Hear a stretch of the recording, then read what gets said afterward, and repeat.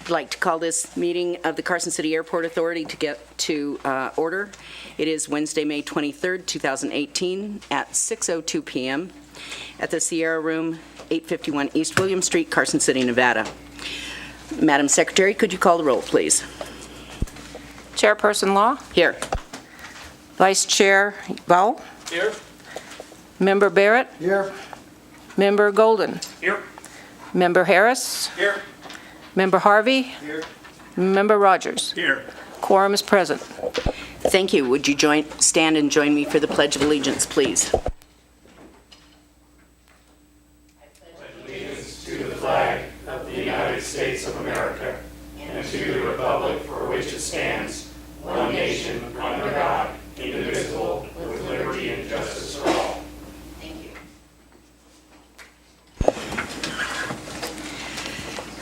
The next item is the approval of the minutes of the past meetings of the Airport Authority. Do I have any additions or corrections or comments on the minutes as submitted? Do I have any public comment on the minutes of the last meeting? Hearing none and no discussion, I would entertain a motion to approve the minutes of the previous meeting. So moved. Second. Motion by Member Harvey, second by Member Barrett. All in favor of the motion? Aye. Aye. Opposed? None? Thank you very much. Item D, modification of the agenda. The chairman reserves the right to modify the agenda in order to most effectively process the agenda items. Items may be taken out of order. Items may be combined for consideration by the authority. Items may be pulled or removed from the agenda at any time. Do I have any suggested changes for the order of the agenda this evening? Hearing none, we will proceed. Public comment. Members of the public who wish to address the Airport Authority may speak on agendized and non-agendized matters related to the airport. Comments are limited to 3 minutes per person or topic. If your item requires extended discussion, please request the chairman to calendar the matter for a future Airport Authority meeting. Do I have any public comment at this time? Seeing none, we will move on to item G. There are no awards and presentations this evening. Item 1, for possible action to approve the Carson City Airport Authority tentative budget as the final budget for the fiscal year July 1, 2018 through June 30th, 2019. Authorization to certify and transmit the same to the Department of Transportation and the Nevada Tax Commission.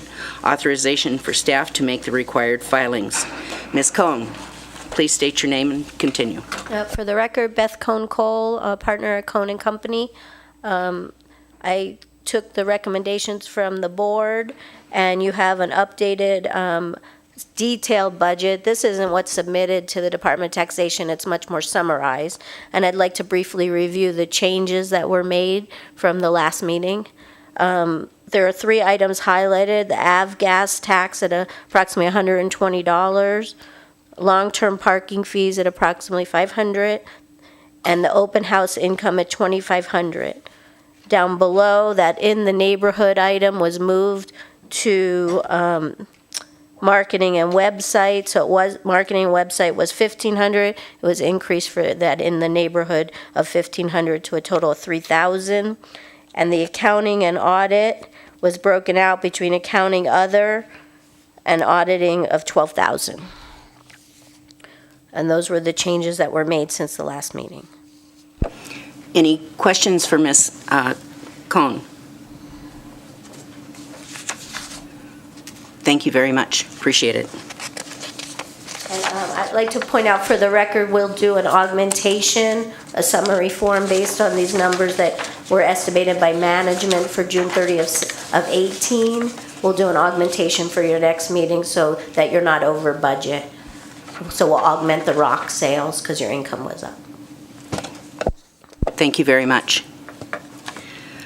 Any discussion on what we've heard from Ms. Cohn? Any public comment on this item? Hearing none, I would entertain a motion to approve the tentative budget for fiscal year July 1, 2018 through June 30th, 2019, and direct staff to make the required filings. I move. Second. Mr. Harris has moved. Mr. Rogers has seconded. Any discussion on the motion? None heard. All in favor? Aye. All opposed? Motion carries. Item number 2, for possible action to approve Conan Company LLP to conduct the 2017-18 audit of the Carson City Airport Authority. Ms. Cohn-Cole. I don't know if that's me. Again, for the record, Beth Cohn-Cole, Conan Company. So I submitted the engagement letter with a not to exceed for all services of $20,000, but I will keep the audit at the 12, and the $8,000 will be just based on what I do additionally as requested. Any questions of Ms. Cohn-Cole? Thank you. Any public comment on this item? Any further discussion on this item? Madam Chair. Mr. Harvey. I just want to make a comment that, Beth, your expertise and assistance in this airport's been greatly helpful, especially with the new transition we've had recently. And your expertise and assistance has been really critical to us being successful in the transition. I want to thank you for all that you've done for us and getting this set up for us. And it's really been appreciated. Thank you. Thank you from me as well. Hearing no public comment on this item and hearing no further discussion on this item, I would accept a motion to approve Conan Cole LLP to conduct the fiscal year 2017-18 audit of the Carson City Airport Authority. So moved. Do I have a second? Second. That was Mr. Barrett. I have a motion by Mr. Harvey and a second by Mr. Barrett. Any discussion on the motion?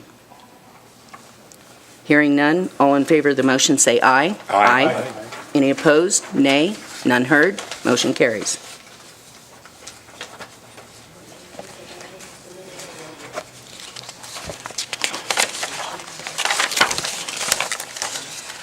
Moving on to item number 3. Presentation of Reno Lumber Project North Taxiway Delta on Arrowhead Drive and Sierra Skyways Hangar Project. Is there a representative here from Manhard Consulting? Please come forward, state your name, spell your last name, and proceed. Madam Chairman, Chairperson, Law, members of the authority, and Mr. Moan. My name is Keith Schaefer with Manhard Consulting, spelled S-H-A-F-F-E-R. I am here just to give an update, really, on what's going on around the airport with the construction off of Arrowhead Drive with the Reno Lumber. I don't have a presentation per se. I thought you might have some questions. You're seeing some dirt being turned out there, and we're right in proximity to the airport. And of course, there's some FAA guidelines that we have to meet, some notices that we have filed with the FAA, and we thought it would be good if we were just here to answer some questions and make you aware of what's going on.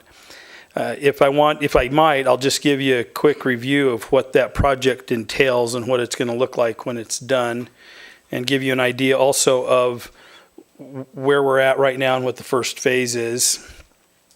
The construction that's happening out there right now is just the creation of a lumber yard, a flat, graded area for Reno Lumber to stage wholesale, not retail lumber. This isn't going to be a lumber yard where you can go and buy your nails and your hardware and your tools. This is a place where Reno Lumber will provide staging and then packaging for contractors along the Highway 50 corridor and all in Carson City, Carson Valley area. The project consists right now of an office building that is up near Arrowhead Drive, one-story, 2,200 square foot office building, not taller than probably 14 feet to the peak of the roof. The site will have yard lights that are not taller than 25 feet, and that fits within the surface profile, and I'm not sure I have these terms all correct, but however far we need to be from the main runway over and up at an angle of 1 and whatever. In the future, and part of the project, the desire will be to have some lumber storage that is covered with a building that might be 25 feet tall up against the fence next to taxiway Bravo? Delta. That's, okay, the north taxiway. And that would, I think, be the closest kind of structure or building to the airport. But we believe that if we kept that under 25 feet, we were also in a place where we didn't have any special construction requirements. We have filed the notices required for FAA, and you know, we might have, I think we filed those sometime in April. But I think there were some comments from the FAA where they said, hey, we need more information, so it probably didn't show up as an official study yet. We have since provided them with that updated information, probably closer to the 9th of May is when that would have happened, I guess. I was just talking to your engineer, and he hadn't seen anything as early as May 8th or 9th, and I know that's when we had some correspondence, at least through the email process and the online process. So that's Reno Lumber. Once again, there will be some area lights, and it's going to be largely a lumber staging yard there for Carson Lumber. Reno Carson Lumber. They're changing their name from Reno Lumber to Reno Carson Lumber. So that's that project. Any questions that you might have about that? Any concerns? I do have one question, Mr. Schaefer. The light standards that you're talking about, are they shaded so that they're not an impediment to people going on and off the airport? Yes. By city code, they have to be, we had to provide a photometric diagram to make sure that they were 100% cut off downlighting, and that they don't shine light on the property, off the property, onto somebody else's property. In addition to that, I think the electrical engineer associated with the project has proposed so that they have it in their bid and part of the construction, should it be necessary, indicate some sort of an indicator light on top of those, a red, whatever, obstruction light, some sort of an obstruction light, and possibly even on whatever appropriate corners of the 25-foot storage building next to the fence. Any other questions of Mr. Schaefer? Any public comment on this item? Hearing none, thank you very much for your presentation. Thank you. I haven't looked at the agenda, and I don't know, is there another agenda item for Sierra Skyway Yes. Okay, I'm sorry. Thank you. I'll sit down. And I don't know that you need. Well, no, I'm sorry. it's included in this one. Oh, So, okay. chat away. Okay. I'm sorry. I'm sorry, I didn't see the agenda, so I didn't know if I was out of turn. As an update to another project that's happening on the airport, and that I think you are familiar with, but I think that was the item I was really more prepared to come here to talk about today. Sierra Skyway Inc. is proposing and has submitted plans for a site improvement permit and for the building design of the hangar complex, the first hangar building at Taxiway Charlie and Bravo, right? The intersection there. And those are going to be hangars very much like what was proposed some 8 years ago or more, 10 years ago now. And we're moving forward with that. I think one of the items that came up that we tried to, we ended up mimicking what had happened in the first building of the old Heritage Park that got done. It had to do with the fact that there was a fire service shed or building component that was on the exterior of the main hangar building and happened to be off of the leased property in the utility right-of-way that runs between those hangars and the hangars immediately to the south. So we designed our buildings with that in mind to be the same. It's a little 9x9 building just for a riser room for fire sprinklers. We felt like that it didn't obstruct any access through the easement area, but of course that will require a change to the lease, and I think that that's something you're going to work out with the owner. I just wanted to report to you and let you know that that's in total would be probably, it's outside to outside of the foundation of that is 9x9, outside of the envelope of the current lease line. So it's 81 square foot per building for the first two are the main buildings. The third building that's up closer to the Taxiway B won't need to be outside of the current lease boundary. It'll stay within the lease boundary. So if there's a change to the lease, it would be in the amount of, I think, roughly 162 square feet, currently shown on the plans in a specific area for the first building. And we have the fire marshal, the fire department has given us written notification that he has no problem with that. So from a fire standpoint, no problem. He's only reviewed the building plans for the first building, even though it's going to be similar for the second. We'll get him to put on his letterhead an acknowledgement that both of those don't inhibit their operation. But right now, he's done that in an email and indicated through his design that he doesn't have a problem, that there's plenty of room for them to maneuver in that utility easement. As far as the project goes, we're into the city for permits and we're kind of at their mercy. We're waiting to hear from them. We kind of hope to hear from them sooner than now, but they get busy and so we're trying to push them along. But we're moving forward. There's no other issues that I know of with that project. So, any questions?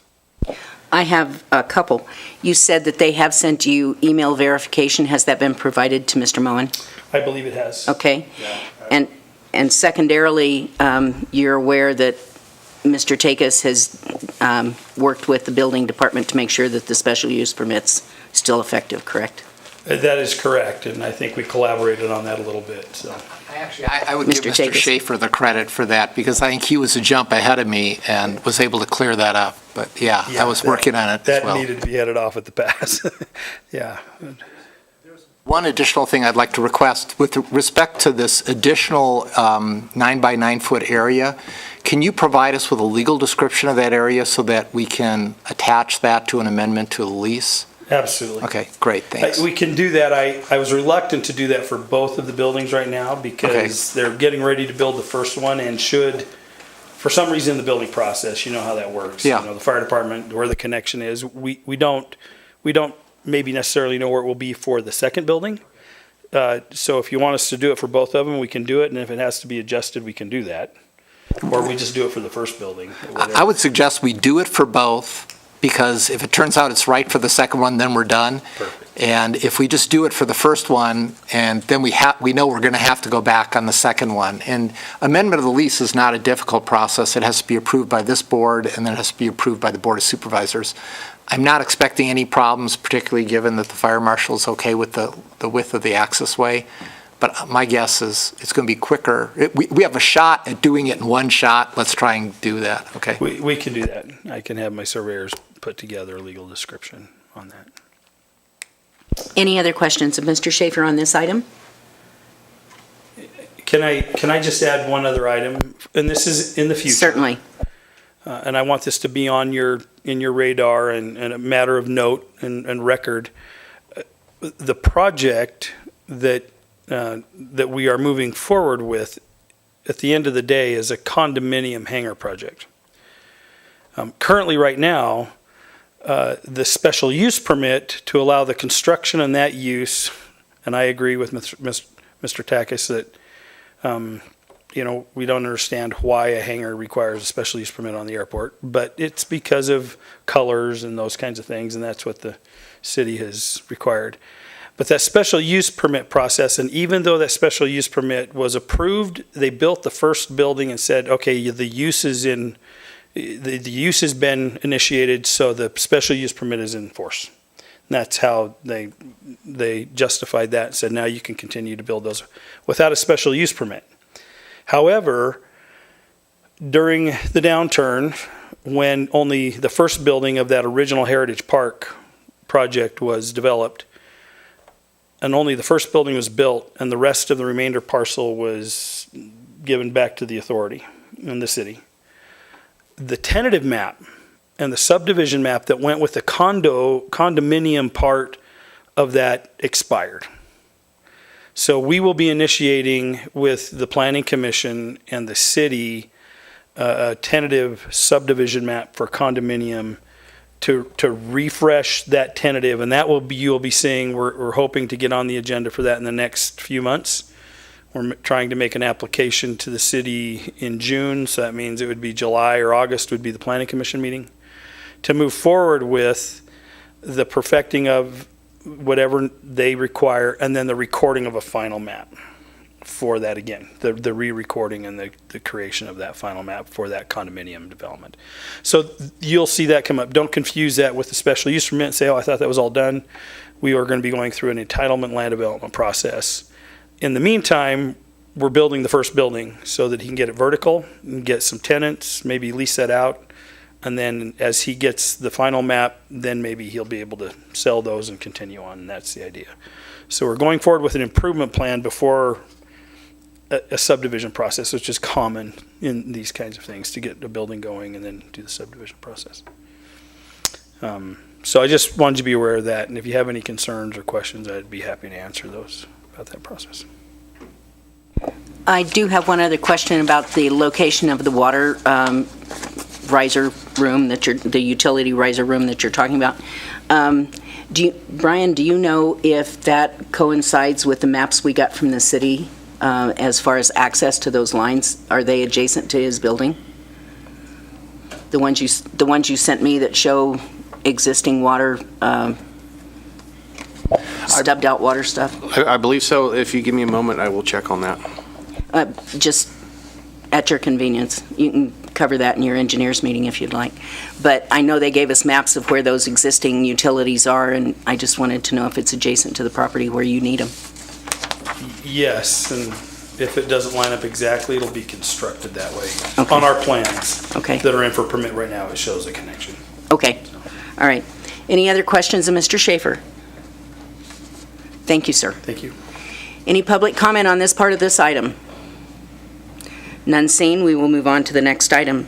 Item number 4, for discussion and possible action, review of proposed changes to the draft legislation updating NRS 844 regarding the Carson City Airport Authority, make additional modifications, or give working group further direction. Mr. Takis, would you like to start this one? Yeah, let me start it off. Steve Takis, Airport Council. So what I've sent to you is kind kind of a red line, but it's really a green space and yellow space draft. The yellow markings were the changes that you approved at the last meeting, and that's the version that we submitted to Assemblyman Kramer, and he has submitted to LCB for bill drafting. But as you recall from that meeting, you set up a committee with a very short time frame for response to look at it to address other changes that had either been suggested by some of the board members or by members of the public or others. And so what you have in green are the additional changes that we'd like you to consider. And I can't say that I'm either for or against them. I think they're good ideas, and if you like them, I think you should adopt them. If you don't like them, you don't adopt them.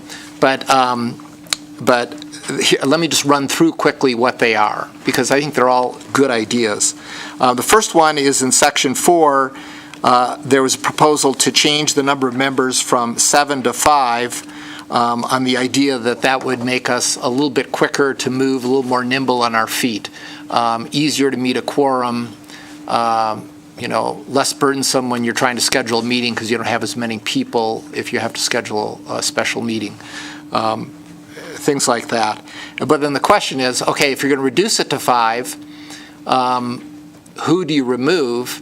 And there were kind of two different schools of thought. One during our meeting, which is we always have trouble finding a second manufacturer. Let's remove the manufacturer. And then the citizen at large doesn't have to have any kind of connection whatsoever with the airport. And we thought, okay, if there's going to be somebody who's not on here, it would be a person who doesn't have any real connection to the airport. And so those were the two that were proposed. Then the airport manager and I had some additional discussions. We thought, well, it kind of doesn't seem fair to the manufacturers to take one out when you have two FBOs, so maybe instead it should be you take out one manufacturer and one FBO, because those are the two entities that each have two representatives instead of one representative. Again, just an idea for consideration. The second part of the Section 4 change was just a rewording of the two successive terms. And honestly, I can't remember. It might have been Member Rogers who came up with what I think is a clearer wording to make clear that you can be appointed to two successive terms and then you're out for at least 4 years. And so we've changed that wording. We're not changing what it's doing. It sounds like it's clear wording. Okay, and then I'm just going to run through them all quickly and then you can discuss them all. Section 8, the current law refers to some NRS sections and then refers to a law without an NRS section. And so Member Vowell made what I think is a very good suggestion is, why don't you put them both in so we know what we're talking about? Because if you put it in an NRS section, we don't know what that is unless you have to go look it up. And if you just put a public law section, sometimes it's hard to find the NRS so you can actually see what laws are applying. And so all we did was insert the corresponding either name of the law to go with the ones that had the NRS in it, or the NRS to go with the ones that had the name of the law.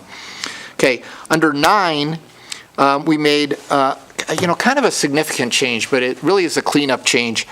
The old language used to say that we could only get things by gift or devise, and we had inserted, no, we also purchase things for the airport. In fact, it's very rare that we get stuff for free. Usually we have to buy it.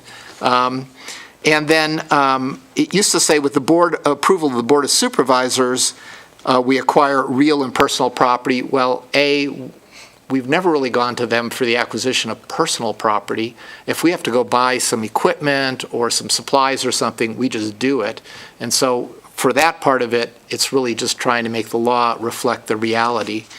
And then the real property, what we thought really should be in there is not so much our leasing. The leasing is something, the management of the airport is something that was given to the airport authority, both by NRS 844 fundamentally, and by the cooperative agreement we have with the city, which basically says, you guys do everything with the airport. And so with respect to leases, we thought, okay, why do we require each of these to also go to the Board of Supervisors? So we've trimmed that back as well. However, importantly, we've kept a provision saying, hey, look, if we're going to change the boundaries of the airport, sell any land, do something like that, then it should be go to the Board of Supervisors, because after all, fundamentally, the Board of Supervisors own the footprint land that the airport is on. We also got into a discussion about that because the original law said they were supposed to transfer it to the airport authority, but that never happened, and it never happened because the FAA opined that the airport authority did not have independent ad valorem taxing authority and therefore could not be a grant recipient. And so back in 1990, the city and the airport authority got together and said, hey, let's do a cooperative agreement because we want to continue getting these FAA grants. So let's do it together. The city remains the grant sponsor. The airport authority runs the airport. Then we made a change on the changes in laws governing zoning. The FAA assurances say that we need to have compatible zoning around the airport. It doesn't say we try to, we recommend to, it says we need to. And so we changed the language from, instead of recommend to the Board of Supervisors, specify to them. So my thought is, this is a way of telling the Board of Supervisors, here's what the FAA requirement is. Now, we can't make the Board of Supervisors do anything. And Supervisor Barrett's over there laughing. We can't make them do anything, but I think we want to give them the clearest message we can to help them in their zoning task to say, okay, here's what's required under the FAA, not here's what we'd like to see. There's this crazy line in here that says that we were to provide, it doesn't make sense. The airport board, which is the airport authority, shall provide emergency services for the authority. Now, I don't know what that means. I looked it up. I could not find an FAA requirement or anything else that addressed that. I'm not sure why it was in here in the first place. Unfortunately, the person who drafted this law is long gone. He's deceased.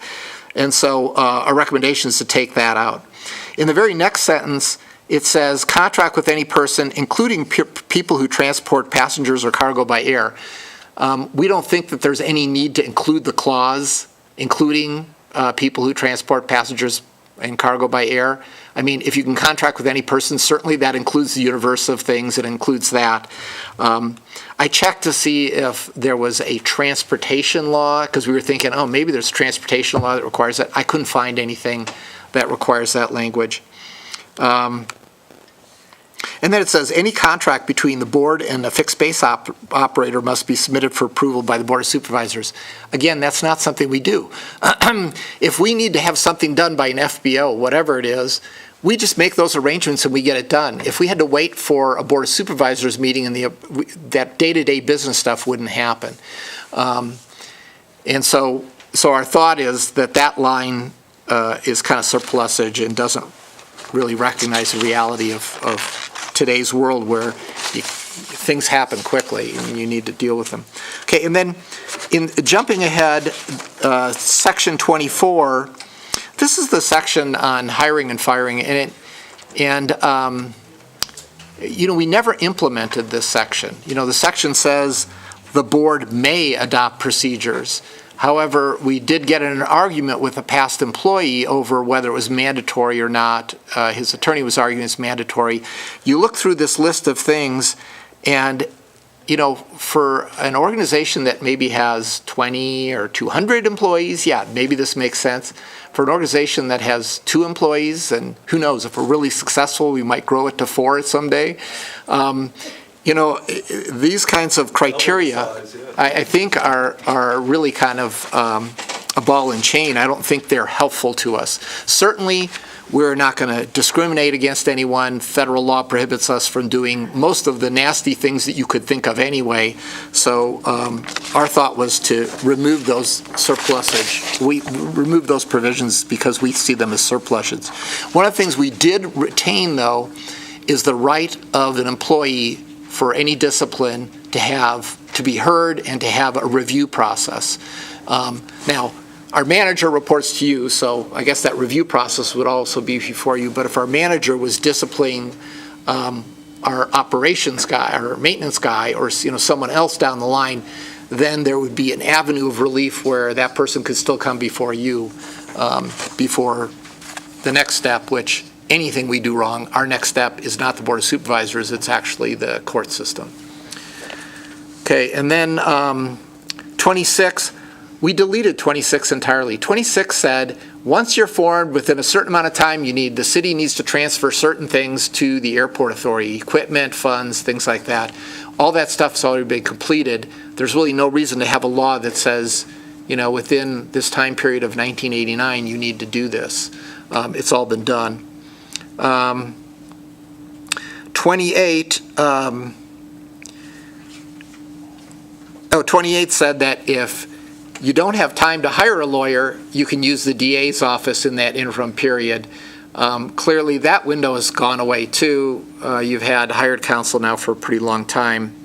And unfortunately, due to some personality clashes, the DA at the time sent a very harsh letter saying he didn't want to have anything to do with the airport authority. Unfortunately, one of the airport board members wrote an editorial article that just trashed the DA without calling him first and talking to him. And that, of course, created a lot of ill will. Okay, and then lastly, Section 29, which is the last section, we've adjusted that, it says as soon as practicable after October 1st, 1989, you should do these appointments. Well, that kind of window is closed, so that language can come out. But then we still have the Board of Supervisors shall appoint to the board,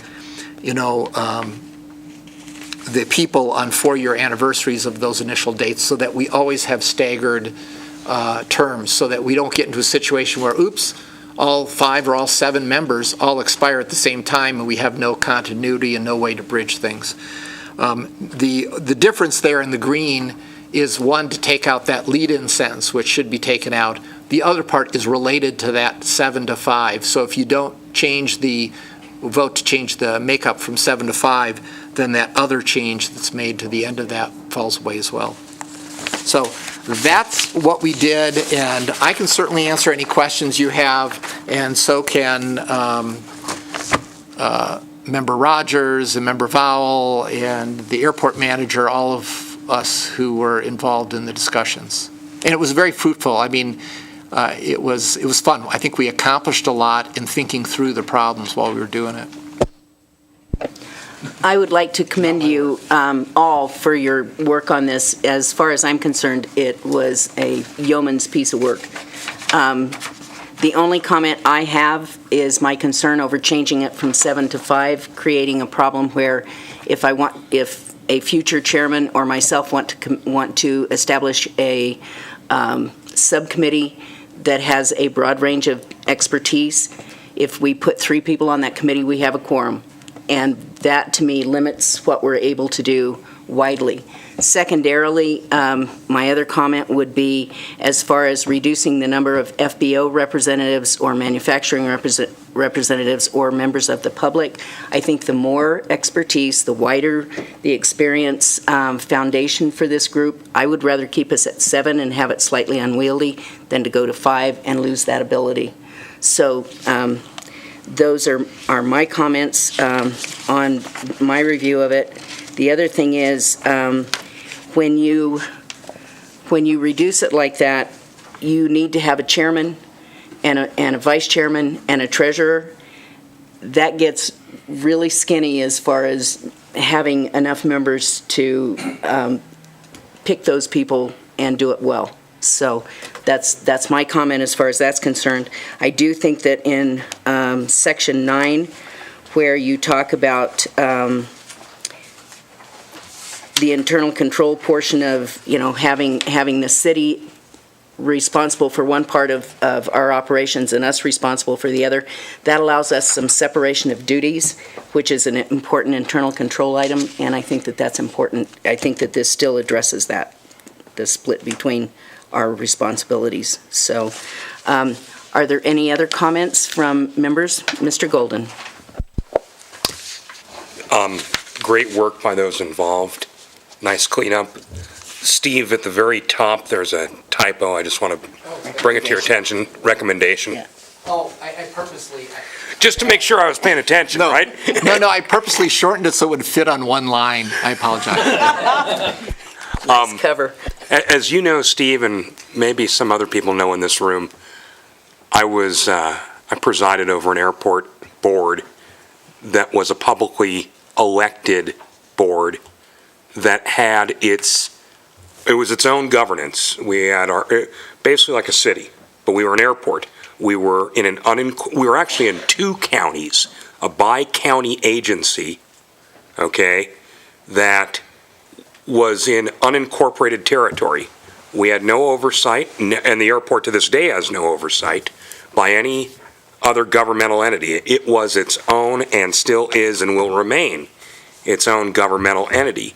So if we had to build a new building, we issued our own building permits. There was no, going anywhere for approval. We purchased land, we purchased our own land, no approval. This operated as its own governmental entity. One of the things, though, that happened, and I know Steve remembers this well, was back in 2004, the board was seized by a hostile group of citizens. They got themselves on the board, elected on the board, with the sole purpose of tearing down the foundation of the airport. That board has 5 members. 3 of them got elected because, just like this board, there were rotations. In presidential election years, the way it worked out, there were always 3 seats available. In midterm election years, there were 2 seats that would come up for election. It's pretty easy to get 3 elected.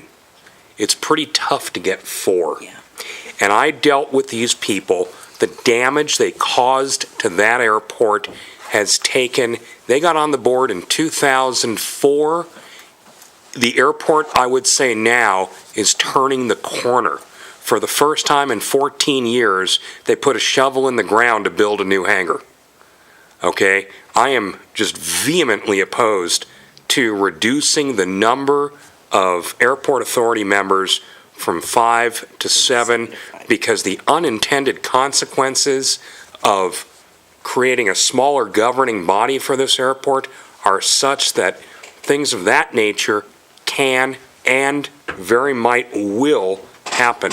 Also, the other concept of reducing the number of FBO participants, I have a real problem with that.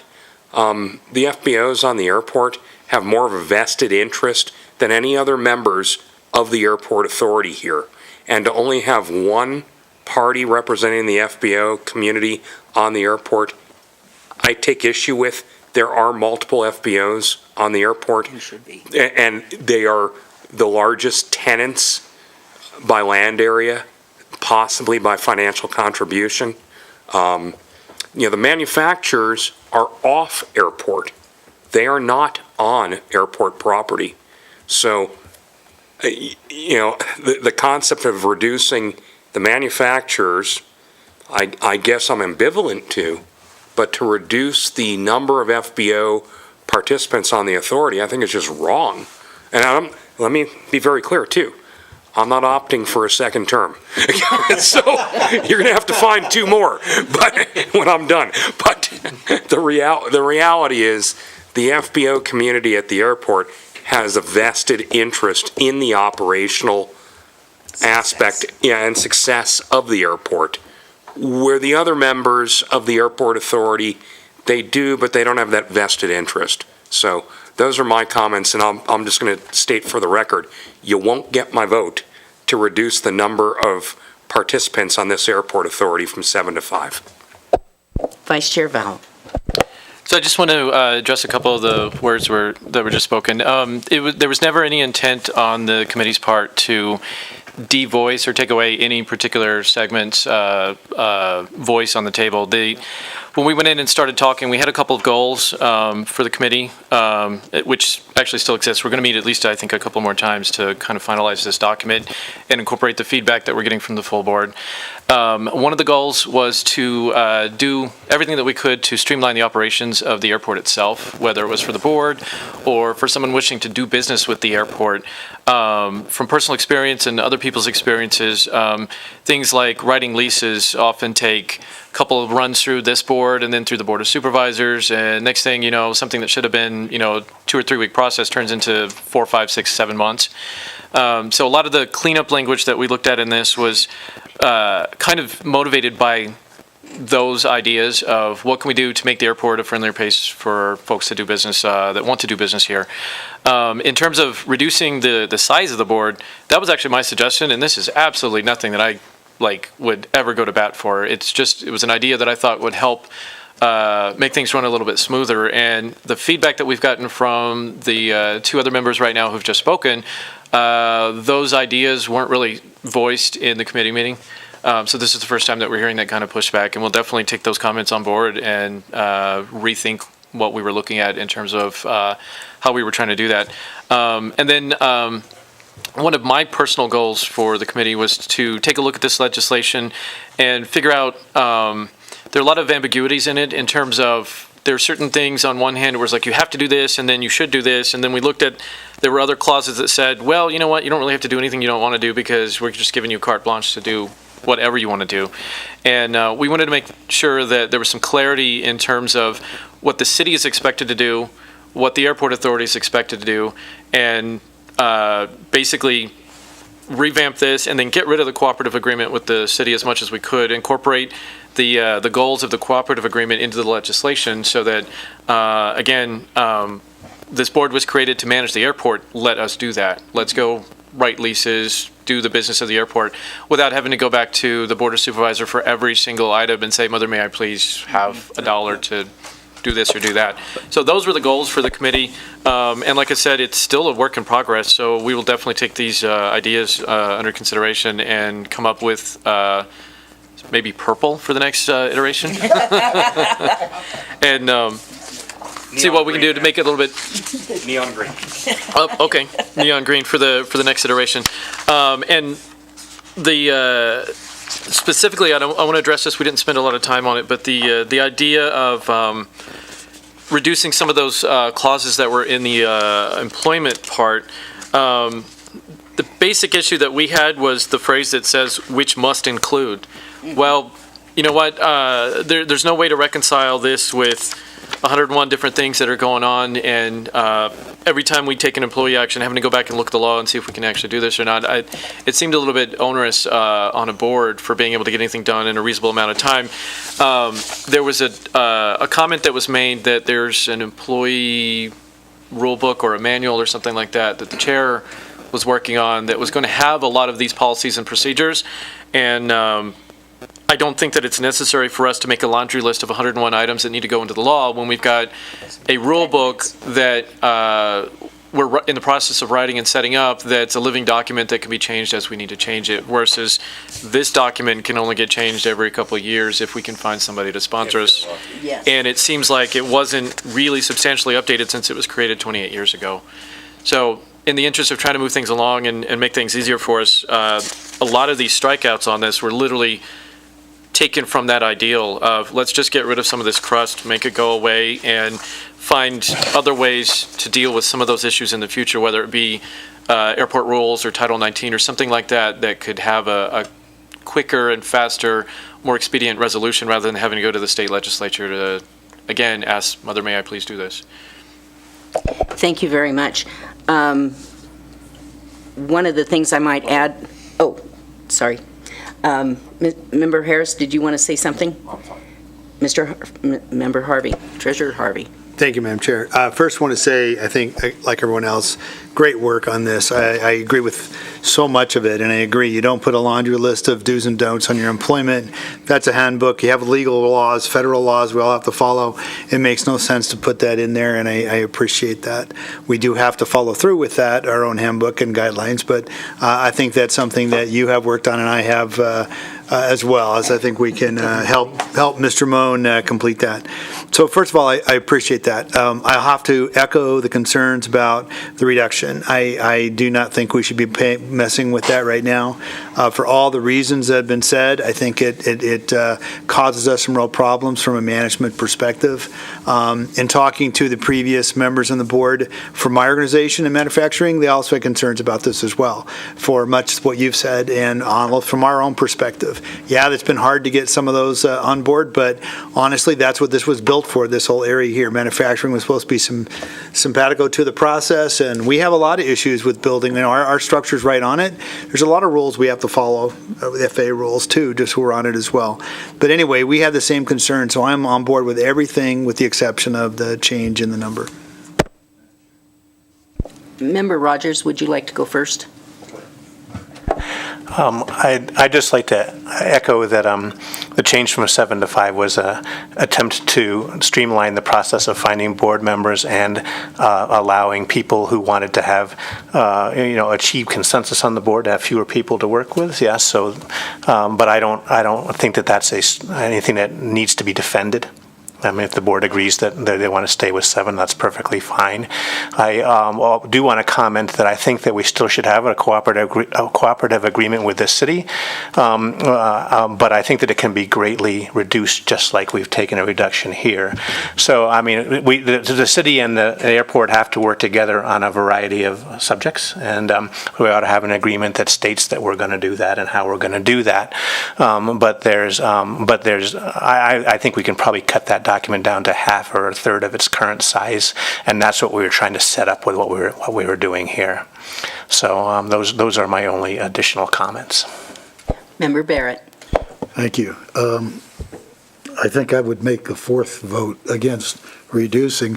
I agree this is a great work product, but the reduction doesn't meet with my approval for the reasons that I'm not an airport expert, and neither is the member at large. And usually the person who's a board of supervisors member is probably not going to be someone. And I think we need that on this board. And a 7-member board makes sense to me too. Sometimes you have a 5-member board. I sit on one called the Board of Supervisors, and a couple of people go on vacation. You got some problems if they go at the same time. Things we don't even think of, and yet they do crop up. Finally, and I don't disagree that there are reasons to look at some of the things in here to be considered. But I would say that in 50 years of watching government in one form or another, more if you include the fact that my parents rammed it down my throat at the dinner table because they talked about it a lot as two newspaper people. And 5 years of being in government, I've said to my colleagues on that Board of Supervisors, and I say here too, sometimes government works too fast and sometimes government works too slowly. And the truth of the matter is I'd rather it work slowly than fast if those are the two choices. It would be best if we all worked at the perfect, but then Goldilocks doesn't always show up in these circumstances. So slowly can be better in reality. Thank you. Member Rogers.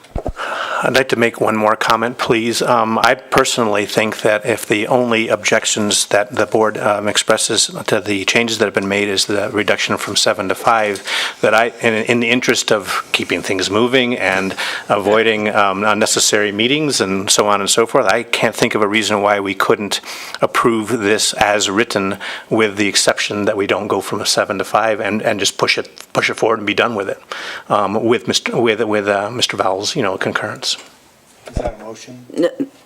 Well, the one thing I would note is in the bill draft process that goes on in that building, the sooner you get information to them, the better off you are. I would rather see this go forward with that caveat than to wait another month to get it into them. The faster this comes out, the earlier it comes out in session, the better chance we are of getting it paid attention to early on and passage. So that would have been my suggestion anyway. So moving forward, Vice Chair Vowell. Yeah, so I actually had a follow-on comment, which was a lot of the people who were the original players who created both the legislation and the cooperative agreement are no longer present. So my follow-on comment was, it's actually time to do this. It's been 30 years since these original ideas were thrown out there, so I have no problem streamlining that and pushing along. Although my caveat to that is, we hadn't really addressed the items that were in the cooperative agreement in committee. We only went through the legislation, so I think at some point, I would be 100% behind approving the changes that we've already done on here right now, and then have the committee continue for another week or two and go through the cooperative agreement and see what needs to be tossed on that. Otherwise, I think it's ready to go, because we spend a lot of time beating a horse. I think that would be my suggestion as well, rather than dismantle the subcommittee, to let it stay and do another month of review and then bring that portion of it back to us. Are there any other comments? Yes, I'd like to make one more. Given my previous comment about government working too slowly or too quickly, I happen to agree with you. I've covered 4 legislatures. The 2 dangers I see here are A, not getting it in soon enough, but B, we want to make sure we have it as we want it as much as we possibly can, because as I've said before, once it goes in that hopper, those people down there can get a little crazy at times, and so they can start to rip this apart and do things. So we need to be sure what we want and have it in here, and I think we have a good sense of what we want. Mr. Takis, any further comment? Yeah, I was just going to say 2 quick things. One is, Member Rogers mentioned the fact that we probably should still have a cooperative agreement. I think we still need a cooperative agreement, because we want to make sure the city remains the funding source and that we can point to, we have this arrangement set up to the FAA.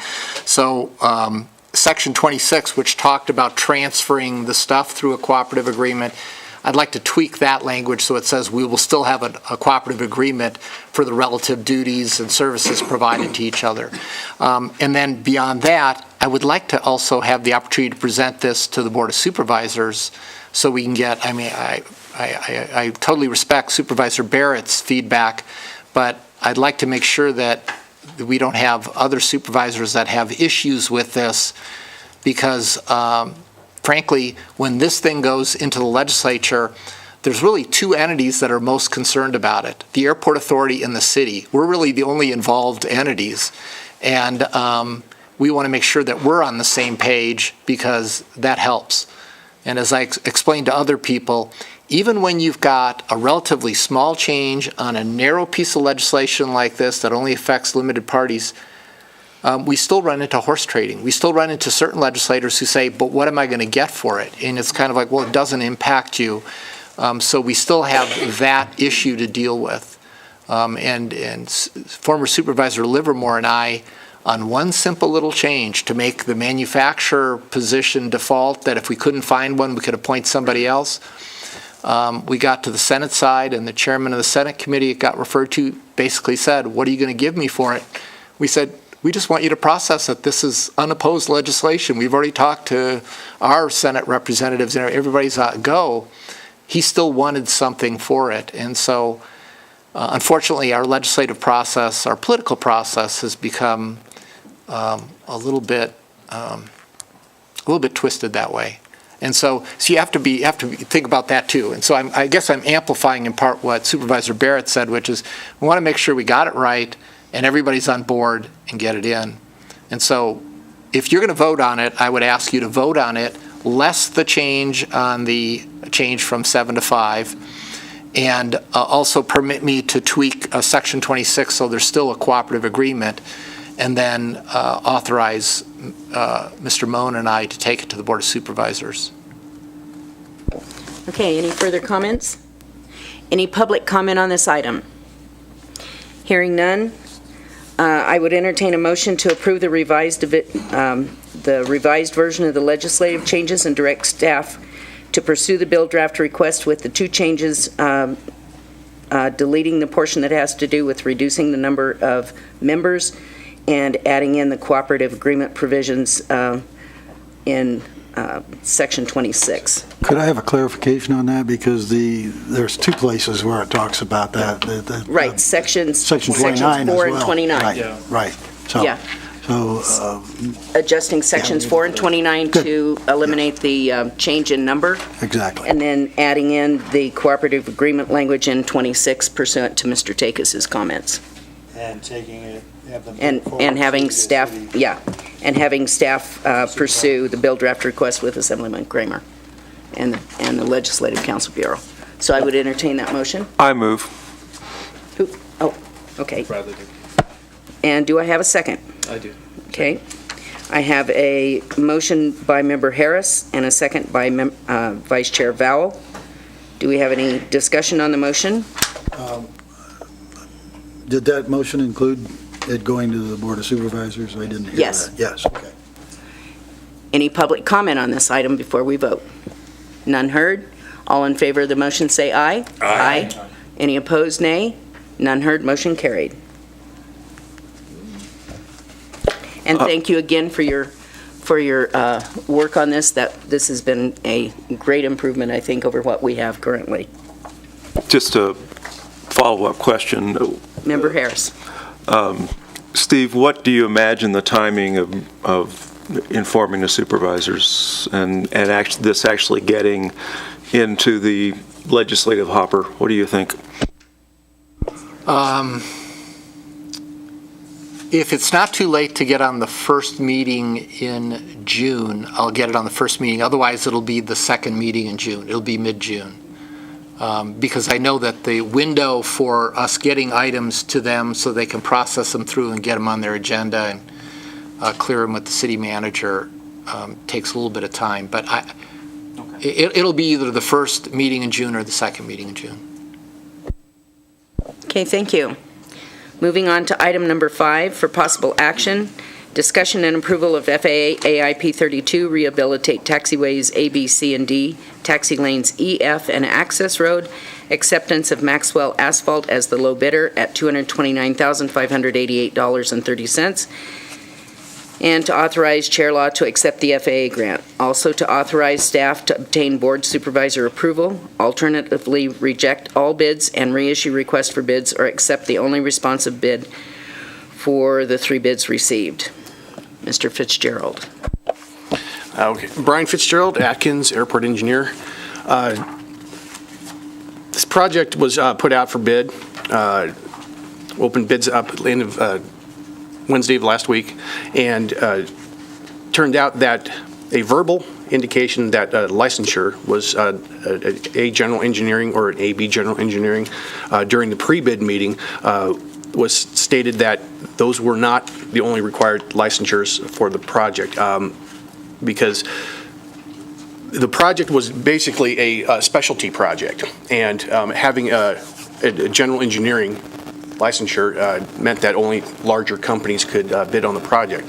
So it was researched and determined that a specialty license, A8, and other one, A16, which compromise crack sealing and seal coat type activities, is acceptable licensure for this particular project. That was done as a verbal during the pre-bid meeting, but as it came to the issuance of the addendum, that was overlooked and was not put in the wording that those licensures can be included. And so when the bids were opened and the apparent low bid for Maxwell Asphalt was recommended at that time, it was also brought up that they did not have the required A or AB general licensure for the contract documents. So it was referred to council here as to what would prevail, the verbal or the written, and council has indicated that the written documents in this instance would prevail. So that would mean that the only responsible bid would be an A general or an AB general engineering licensure, which would be submitted by Q&D Construction, and Maxwell Asphalt and CR Contracting had the specialty licensures, and so they would be considered non-responsive at this time. So at this point, it's up to the board to determine which one of the items they would like to do. Reject all bids, award to Maxwell, or award to Q&D.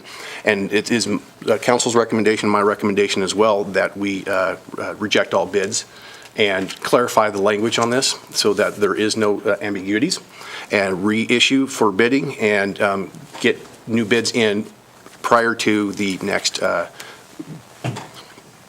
public meeting, which is, I believe, is the 20th, June 20th, yes. That can occur between now and then, and we could have new bids for you to look at that time. Any questions? Before we get into the discussion of this, I'd like to take a 5-minute recess.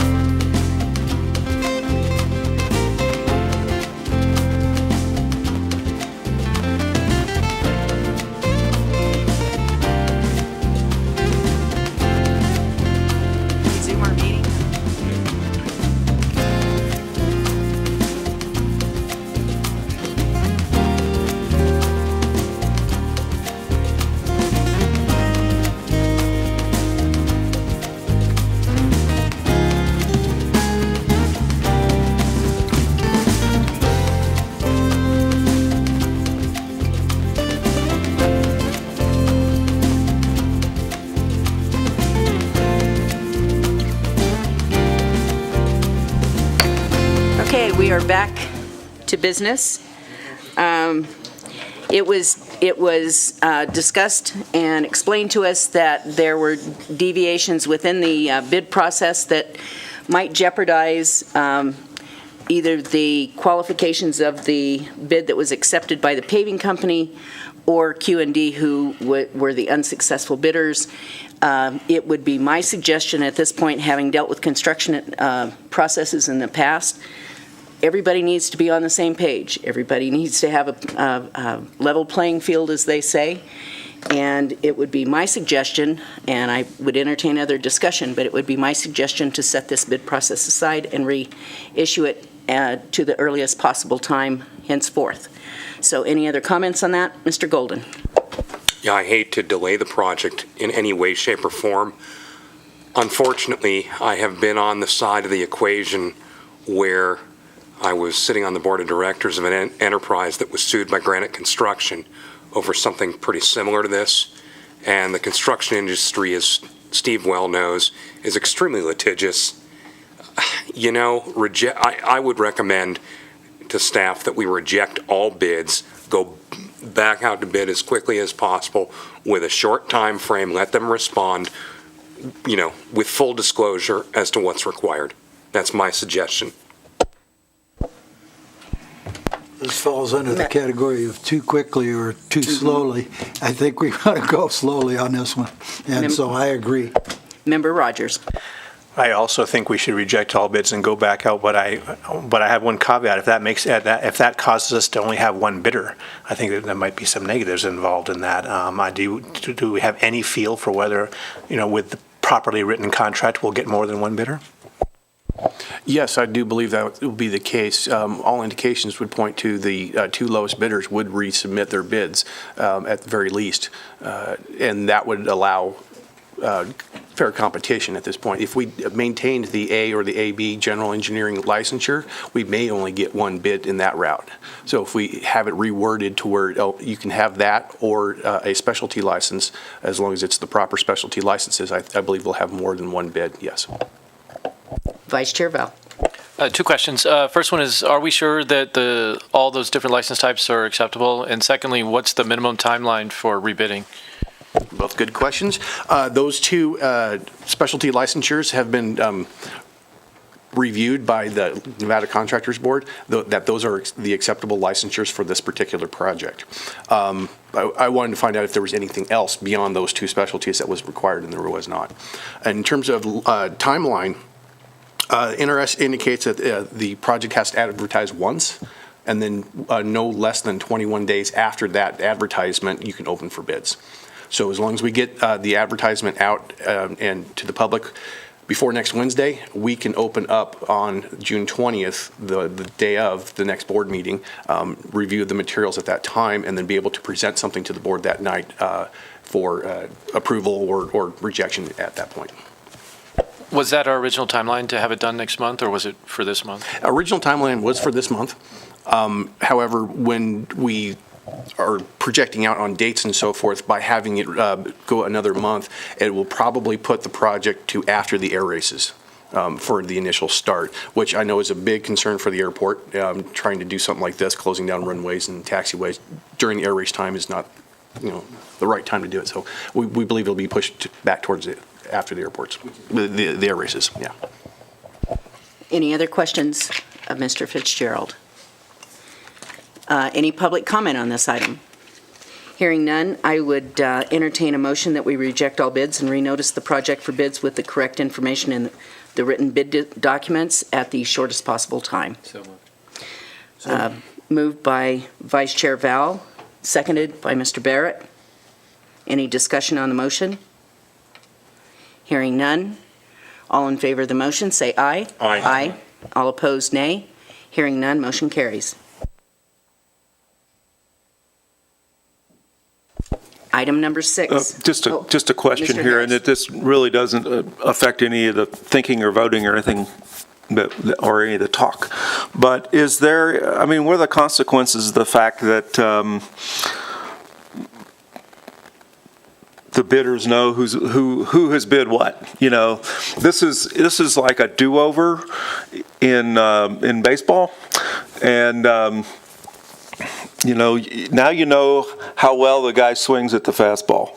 So, are there consequences in this bid process? Who do we owe an apology to? Those are the kinds of questions. This is a sort of an integrity thing for me. We would like to get this right the first time. Yeah, let me take one crack at that. I don't know who we owe the apology to, but it's not a good thing for the bidders. The process is designed to be a sealed bid, so nobody else gets to see what anybody else is thinking or how they're structuring it. And the end result of rejecting the bids and rebidding it is people will have already seen. But I can tell you, it's really kind of the only way you can go, particularly if you want to have any shot at getting the project done this season. We did in the past once before have a bid protest on an award of a bid. And the statutory process involves a series of pleadings going back and forth and a real court hearing. And that entire process would push us out of this construction season. In my opinion, the Q&D, if we didn't award it to Q&D, they would have a pretty solid basis to protest. And the flip side is the low bidder may have a valid reason to protest if we awarded it to Q&D because the representation was made by a member of the staff, by the airport engineer at the bid meeting, that these other licenses would be permitted.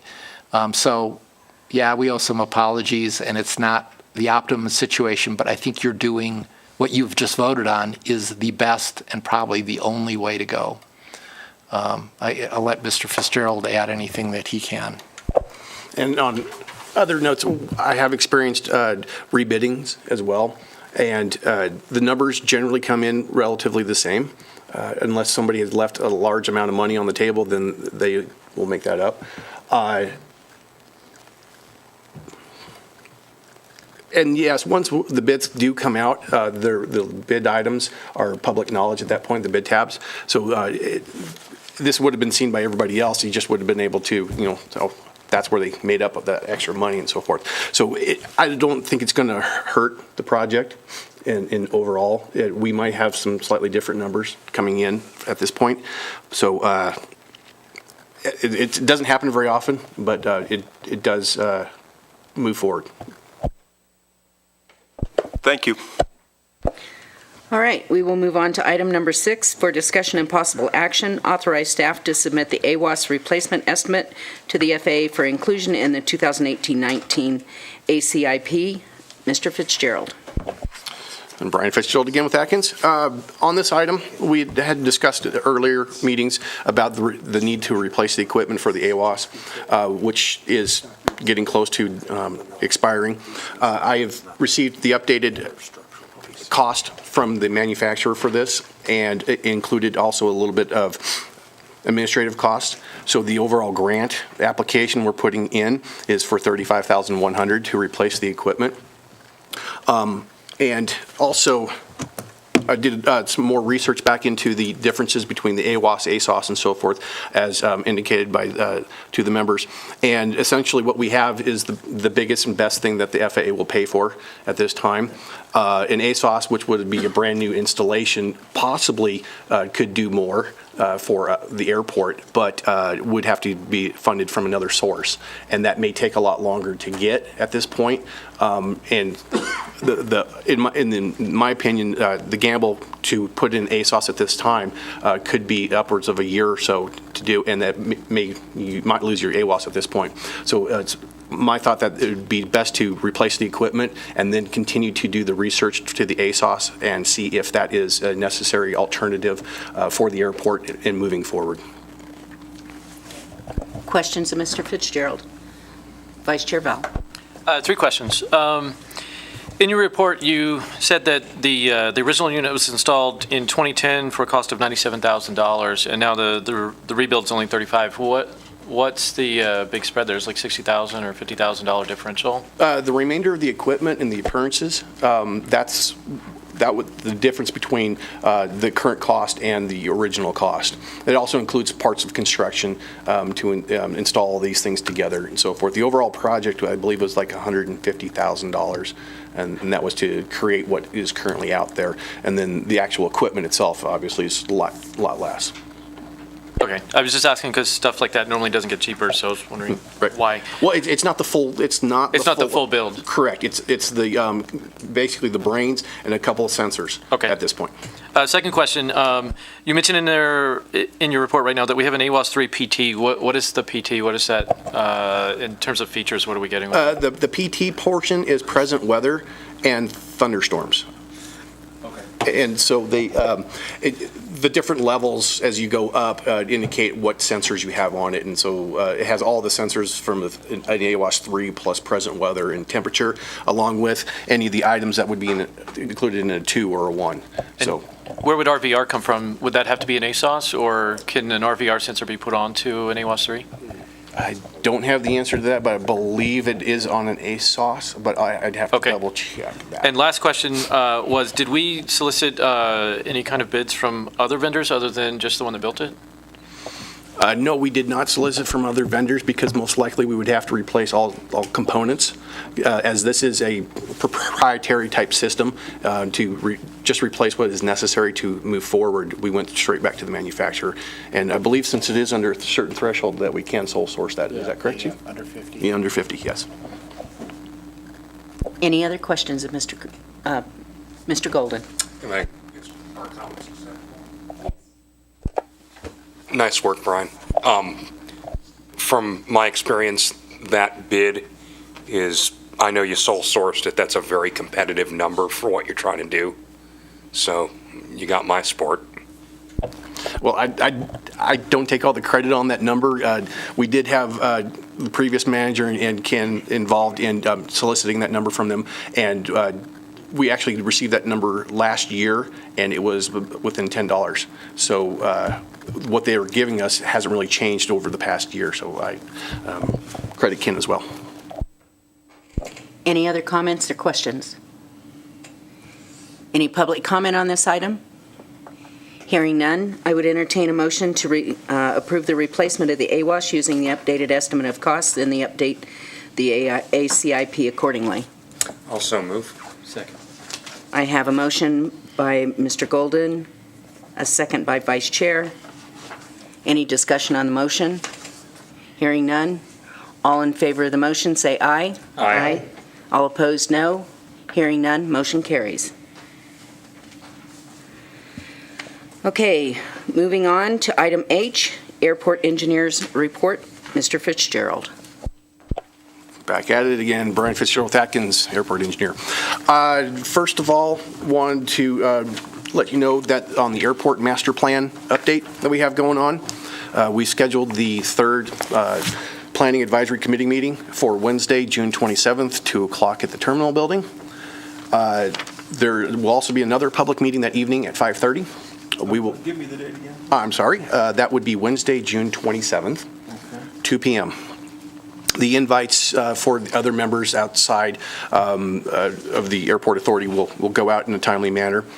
There will be advertisements also I believe in the local paper, and the airport manager indicated that he wants to send out an email blast to the tenants as well for the public meeting, so that if anybody else is interested, that they'll be able to attend. So we'll be getting the word out for that meeting. And then also, Chairman Law asked me about the water riser for the lease parcel that was being discussed earlier. And that water riser will not be on top of the existing water line that's out there. It'll be near it. And the city shows on their water map that the current building for Heritage Hangars has a water fire service with a specific valve to that service. And I believe the exact same thing will be occurring on this next building farther up the row. So I don't believe there will be any issues at that point. Additionally, the Reno Carson Lumberyard. They did submit their 7460s to the FAA. I was able to pull those up online and see their initial submittals. So they are in that process of getting the approvals. The airport manager and I reviewed their plans initially as well. They did supply several cross sections from the runway taxiway showing the Part 77 surface and where their appearances would be throughout the site. And it was our opinion that there won't be any issues at that point. And if there are anything that are close, I believe the FAA would indicate that you would need to put an obstruction light on top of the light stand or something like that. So in that respect, I believe they've done everything they need to do. They just need to get the determination from the FAA at that point. Otherwise, that's all I have so far from my report. And any questions? Vice Chair. One item that wasn't in the report. I've noticed taxiways Alpha and Delta lately have some really high weeds that are coming up out of the cracks. What are we doing for remediation on that? I guess both engineer and management. Is there something being delayed because of this improvement work, or are we just behind, or what's going on? Well, it was partially due to the terminal building project, trying to get that completed, the painting and all that. Gary is going on vacation beginning Friday. We'll be back first week in June. So that's our immediate need, is to take care of that issue. I don't see that getting done. He's here one day tomorrow, so I don't think he'll make any headway on that. We got a couple other things we need to take care of prior to his departure. And to add to that, it's the intent of the taxiways project that if there is any vegetation in the cracks, that it would be killed, burned off, blown out, and so forth. But if Gary has gotten to it prior to this project, then obviously that wouldn't be something the contractor would need to do. Okay, that was my concern, is whether we were delaying it because of this work that was upcoming, or if we were just behind. And I would like to stress to management that we take that a little bit more seriously in the future. We've had flat tires in the past from airplanes that rolled across weeds that had spiny thorns and stuff like that. And it's happened on 2 occasions in the last 3 years where we've had planes that rolled over weeds, and the thorns from the weeds ended up lodged in the tire, and we had to go take a disabled airplane out of there because it couldn't move. And Gary and I did do a runway taxiway inspection. We had that discussion due to the rain over the last month or so. That's also been a hindrance to us getting on top of that, putting Weed Be Gone or Weed Killer on there and during rainy portions. But he and I have both looked at that, and that is our plan at the moment. Any further questions? All right, moving on to the airport manager's report. Mr. Moen. Hi, Ken Moen, Airport Manager. As of yesterday, I've been here 60 days in a row. Yeah. Congratulations. And on top of that, we're 30 days out from our open house, so no pressure. My first 60 days, I've been focusing on meeting a lot of community leaders and the FBO tenants. I've already had one general tenant meeting that Chair Law and Member Harris attended back in May. Roughly, I've had over 35 meetings in the community so far. On May 17th, I came to this building here and addressed the City Council and public comment period. I'd already met with all the City Council members, but it gave me an opportunity to meet other people that show up to those meetings, like the DA and some other folks and that nature. But that was my intent to do that strictly as a hey, I'm the new guy, and I'd like to get to meet all of you. As you know, instituted by the previous interim manager was a traffic count procedure of game cameras at the approach ends of both 9 and 27. And this is our third reading of those. And for March, the traffic count was at 413. Well, for April, it was at 1,388. So a little bit of improvement in the weather, got some more folks out and flying. So we're going to kind of track that over and see what kind of trends we develop. We're also going to track the type aircraft that are operating at the airport. In reference to our master plan and the forecast, I think that's really critical to look at those fleet mix that's utilizing our field. I attended my second Young Eagles event on May 12th to observe their operation. There were 25 participants that day, and it was a great event for EAA. I think they do a really good job. We did discuss what their decision-making process was regarding fly or no fly, and basically a crosswind component in excess of 6 knots is kind of their mark, and that may have had something to do with their previous incident in February. But they seem to adhere to that, and were really spot on the safety aspect of the operation. On May 9th, we did have, however, a gear-up landing on runway 27 about 8:15 in the morning. The aircraft, the pilot of the aircraft was not injured, other than his pride, but we did discuss what occurred during the event, and he indicated that it was his fault and not lowering the gear down. So during my coordination with the FAA FSDO office in Reno, they indicated that we could go ahead and remove the aircraft. We received written permission from the pilot. He selected a individual to assist him with the removal. Actually, it became quite a community event. There were a lot of tenants on the field that came out, a lot lended equipment in hand, and they were able to get the aircraft, the weight off of the aircraft, and extend the gear and then push it off, which was, we were closed about 45 minutes, and I think there was one flight that was delayed a little bit. But the procedure that Steve had outlined earlier, both to the NVAA conference and he did discuss here also with the board, was basically the procedure that we followed.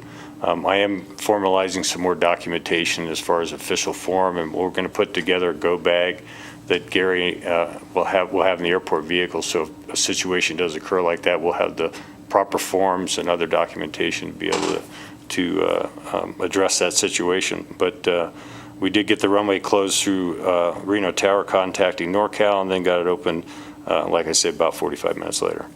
The terminal project building, or the terminal building, is still a project that is continuing methodically. If you haven't been in there recently, we have finished the painting on the interior. It looks nice, but still has a heck of an echo.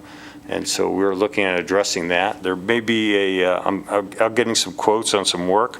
We're talking about carpeting it, whether it's full carpet or we do like large sections on the east and the west end. But we're also looking at some sort of fabric on the walls to help absorb some of that sound. So we'll be testing that. But a lot of that's going to be more as an as-needed basis going on. I'd like to have some impact to that by the time we do our public meeting on June 27th. So I'll see where those lie. Whether I'm going to get some quotes on replacing the single pane windows that are not tempered, and also the doorways, which are not coded either because they don't have crash bars on those doors. So once those doors are locked and somebody's inside, they could be trapped theoretically. So we're going to look at those, and I'll come back to the board with cost estimates on that kind of stuff. We had the good fortune of getting Gary Province into the Airport Safety and Operations Specialist class that was given yesterday and today at RNO. I guess that was one of the benefits to knowing some folks up there. They reached out to me and asked me if there was somebody here in our airport that would benefit from attending that class, and so we jumped right on that. And so I expect Gary and I to be able to help educate him both on the process of runway taxiway maintenance, and also when we do self-inspections to how we can do that a little bit more methodically in record keeping. So we'll look to implement that stuff here over the near term. I was approached by Tim Miller from, I guess it depends on your pronunciation of the name. It could be Muller or Mueller, but from NDOT about sitting on the Transportation Planning and Advisory Committee. That committee was formed under the NDOT for the purpose of advising, providing input, and interacting with NDOT management staff on transportation issues in Nevada. It's kind of a holistic approach to the entire state. Bobby Thompson was the representative from this area, and she took as you may have heard, took a position with the Reno Air Race Association as well as managing the Minden Airport, and has stepped down from that committee, and they've asked me to if I'd be interested in accepting that appointment. So with the blessing of the board, I will follow up with him. If the board feels that might be a hindrance to my activity, please let me know, and I'd be happy to to share that with them as well. I do have 2 FAA events I'm participating in the near future. One is at the CVI in Minden on May 30th, and that is basically a discussion between the local pilot group in Minden and the FAA regarding non-towered operations, and they wanted to include Carson City in that, since a lot of those people cross-pollinate and utilize both airports. And then the other's out in Dayton. It's actually a FAST presentation or seminar, which is a FAA safety team presentation, and pilots can actually be awarded points towards a certificate, which can help them lower their insurance rates. So those are both great opportunities, I believe. For one, both those airports have been on my list to visit since I came down here, so I'll be able to utilize that opportunity to do those 2 trips and 2 purposes at the same time. Another interesting opportunities have been presented to us, and that is the Nevada Institute for Autonomous Systems has reached out to me. You may recall that I did some work with them in March out at the Stead Airport, and prior to being hired here, and they believe that Carson City Airport is uniquely situated to bring VIPs out for testing, where Stead's kind of out in the hinterland, and they also believe that we have the facilities that would be of value in when they, as NIAS as they're called, and NASA do work on traffic management issues. I've observed and worked both the operation out at Stead, and this is a very systematic and safety-minded approach. I don't believe it would be a hindrance to our organization. I'd like us to take a deep dive into this letter of agreement with the help of council and look at the benefit to this. My initial blush on this is, one, we would establish range fees for use of our facilities that we can get some revenue from, but also I think it would, as you know, the industry is certainly moving into autonomous vehicles, whether it's on the ground or in the air, and I think that this would give us an opportunity to attract future companies or operators out to our airport, and at least have folks come out and see it, especially in raising our visibility within the community and the state. So I'd like us to take a look at that. As you know, the open house is scheduled for June 23rd. We have a open house planning committee, of which Member Harris, Member Rogers both participate in, and we are making satisfactory progress on this. I feel like we've been behind the 8 ball since we started due to the short time frame of trying to get this thing off the ground, but Dirk and his wife are both assisting on this planning committee, so that gives us some continuity from last year. And he's participated numerous times, as well as Gary Province and a couple of our other tenants. We're about 50% of our fundraising goal. We were rather ambitious in trying to raise funds for this project, but I think we're getting along. So we're kind of at a deadline period for this initial effort, and that deadline is so that we can get companies' logos on the poster, and which we're going to print here in the next week. So we're trying to help close the deal on that, and then we also have some unique opportunities for them to distribute some airport stickers depending on their level of participation, or even a glider with their logo on it. And one of our platinum sponsors is Carson Air Group, so they're going to get 250 customized gliders with both the Carson Airport and their own logo on it to hand out to kids. So it'll be kind of a unique environment. If you want one of those, you got to go over there to get it. So we're pretty excited about that. At this time, we don't have any military support scheduled. I've submitted the required Department of Defense forms to the various agencies. We've been certified by the Navy to get to be eligible for a performer or static display. But nothing's scheduled yet. I've been in communication with Captain Halloran out at Fountain Naval Air Station. He has access to limited assets, is primarily the search and rescue stuff. But we're working with him, and we're also working with the Nevada Air National Guard at Reno and Stead.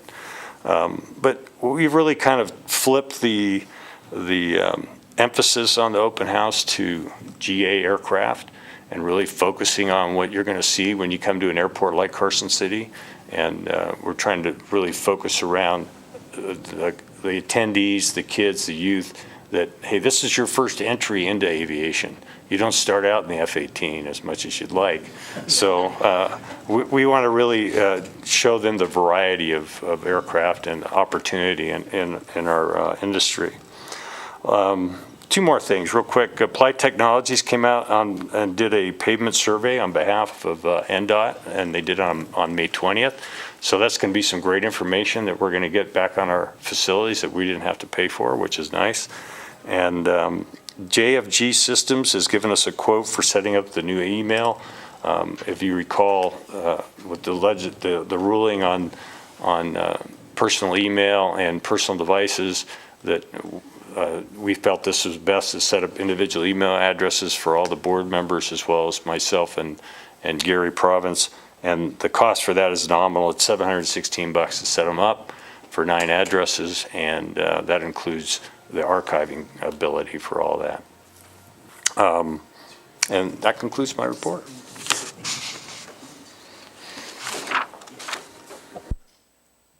Thank you very much. Moving on to the legal counsel's report.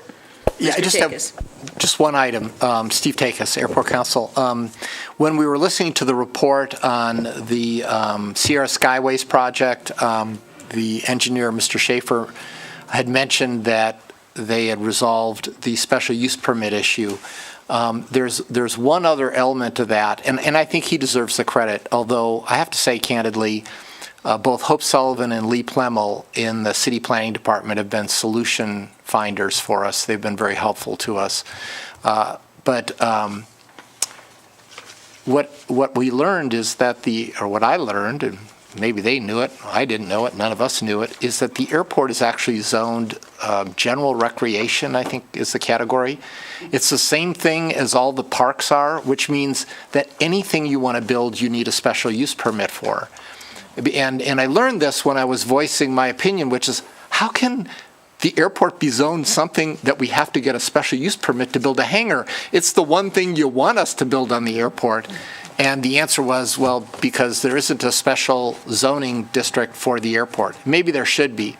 However, to Lee Plemmel's credit, he suggested what's probably a good solution. Instead of going to try and change all the zoning maps, which is a pretty big undertaking, he suggested that we file a special use permit, one special use permit to cover the entire airport for construction of hangars, and to the extent we construct buildings for equipment storage, I guess we would include that too, because if you ever build a block of T-hangars, they're nested, and you always end up with 2 little chunks at the end that aren't big enough for an airplane, but they're big enough for, maybe aviation-related equipment.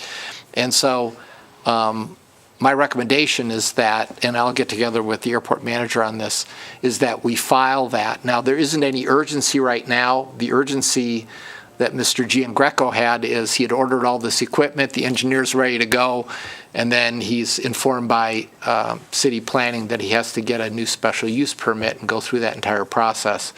Thankfully, Hope Sullivan saw a solution to that, which is there actually was one for that project, and because the project was started by the construction of some of the hangars, that means that special use permit didn't expire, it's still valid.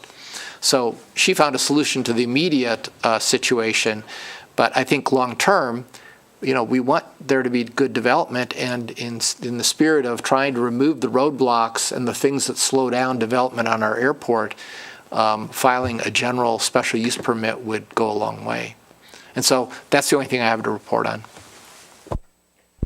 I think that would be a great idea to put on the next agenda, because I think that the day I got the call from Mr. Giangreco, he was almost in tears, and I don't blame him.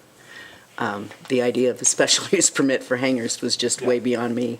But that, again, gets back to the institutional knowledge that does or doesn't exist because of the term limits that are imposed upon the board members. All right, moving on to the treasurer's report, Mr. Harvey. Thank you, Madam Chair. Well, we're still on a journey. Mr. Moan and I going through this, and Mr. Moan learning about QuickBooks and digging into some of these line items. I'm excited about getting into the next budget year when I think we'll really have an understanding of every line item. The good news is if you look, you'll see that we're on track on our budget, but there's little things. An example would be if you look and see income and airport leases, 5,400 sponsorships, miscellaneous, you're seeing a $9,000. And I asked, what's in that, because I wasn't aware of any sponsorship. So I'm going to leave that to Ken. Maybe you can give us kind of what you've started to find. So I almost put it this way, the numbers are right. Where they are, we're going to do a little work on. Interestingly enough, under this item, there was a reimbursement for appraisal for S&B Aviation. There was a Kimmel appraisal update. Those two alone are $5,000. Mountain West helicopters, there was some parking fee for $90. Geico insurance claim payment for fence damage, that was like $1,700. The Boy Scouts excess donation for the barbecue area was like $720. I'm still I'm scratching my head at this one. The purchase of an obsolete cracked sealer model unit for $10. I can tell you what that is. Is that That's that piece, that's out by the AWAS? Yes, that's the piece of equipment that had been out in the rain and the snow for years. It didn't work, and we sold it to get it off the property because it was It dangerous. still doesn't work, yeah, Yes. right. And it's still on the property. But Dirk will take that away, trust me. Yeah, and then there was a couple other small items, another fence damage for $1,000, and then closing out, there was a credit on Tim Rowe's credit account when it closed out. So they're all over the place. Well, the point being is we're going to get all those in the correct places over the next few months, work with Beth, and to hope to finalize the year with these in the right places, so a little clearer for all of us, and starting our next budget year clean for Ken, so he knows where exactly all these go, and he has more control over that. So right now, it's been doing some archaeology and going, why was that there? And these were definitely sponsorships that seem to become a miscellaneous category. I don't know why. But anyway, if you have any questions, we'll do our best to answer them. The good news is exactly we're on track as we move forward into our year. I might add to that, it's kind of convenient that these were all in that one place. It would be a lot easier, it is a lot easier to find them there and allocate them appropriately than if they had been put in just wherever they thought they should be. So there is always that. Yes. Next, Mr. Rogers. Thank you very much for the archaeology work. I think that'll be very fun and illuminating. I want to say that as a person on the board that hasn't worked in for a government entity, only for private entities, that the budget process and going through the budget process for the first time, the budget process doesn't match what I'm used to in terms of budgeting. My approach to or a thought process relative to budgeting, the budget is the primary way that the executives of an organization, i.e. us, communicate to the managers of the organization, i.e. Ken, what's important to us. And then we structure the budget so that we can clearly identify the areas that we want to be applying energy to, that it's a forward-looking document, not just a recording of what has happened during the course of the year. So I'm asking that we include that in our thought process as we work on the budget. We turn it into budget and a budget process that looks more like what a private enterprise might do, as opposed to, have it be forward-looking in addition to backward-looking. I'm also volunteering to participate in that if you think it'd be useful. Thank you. I appreciate that. And yes, you will be dragged into the process. I think the process is, when you walk through the full process, it will help you see there probably was more going on behind the scenes in formulating this process. It was also a little difficult because Ken was jumped in right at the beginning of having to create this budget process when he was brand new to it. But I think I would love to have you engaged and see it and advice as to maybe how much more we bring out to the board at what time. But I mean, we are interesting in many of these items. we don't have choices on in the way it's spent, unlike a business where we might say, one, marketing dollars, it's like we have very limited ability. However, I agree with you in principle. It'd be a great way to see how do we put that lens on it and how do we make it look that way to this board and the public. I totally agree with that. So I'm happy to have you engage. If I could just add a thought or at least some terminology to this, the kind of thing that I'm used to seeing is sort of a second level of budgeting, and that is a project level budgeting. So you can say, at the beginning of your budget process, these are the 5 or 6 big projects that we're working on, and that those projects kind of roll up. And it gives you another level to look at. For example, probably the open house would be one of those things where you would budget at the project level, and it would go in front of the board. Okay, so it actually, a backup for what rolls up into the overall budget. And there may be some other, as we go along and we put more and more ugly things on Ken's plate, we'll want to look at things more like project costs and less like the high level. Okay, thank you.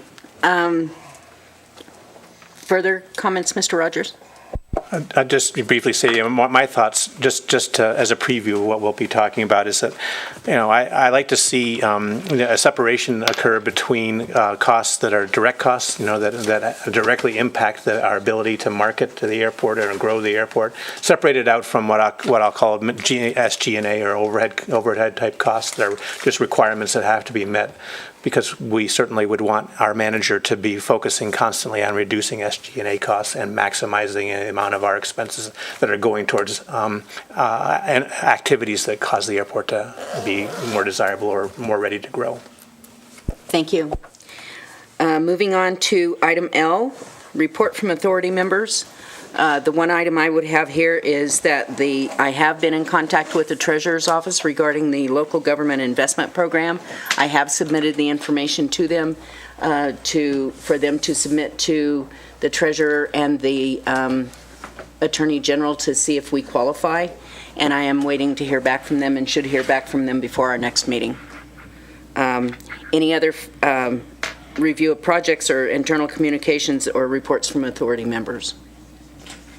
Seeing none, we'll move on to public comment. I assume there is no public comment at this time, but if there is, please come forward. None seen. Anybody who has an item for the next regular meeting's agenda, please contact Mr. Mullen for inclusion on that agenda. And at that point, if there's no further comment or discussion, we are adjourned.